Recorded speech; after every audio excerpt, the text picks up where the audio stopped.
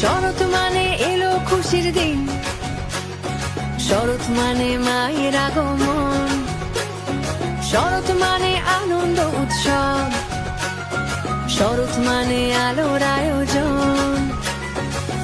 কটা দিন কান্নাকাটি ভুলে থাকা যায়, প্রবাসীরা ফিরবে সবাই ঘরের ঠিকানায়।